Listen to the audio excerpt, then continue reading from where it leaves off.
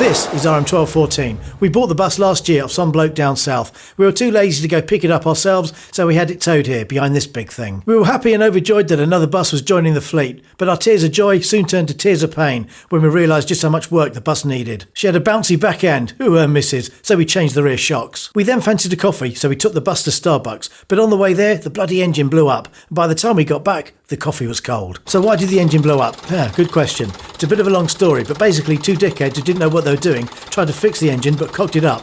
If you want to know the full story, watch episodes 3 and 4. But how do we know two dickheads cocked it up? Well, this bloke told us. He knows someone that knows the dickheads. Oh, and by the way, this bloke isn't a dickhead. If you know anything about Routemaster maintenance, you'll know who he is.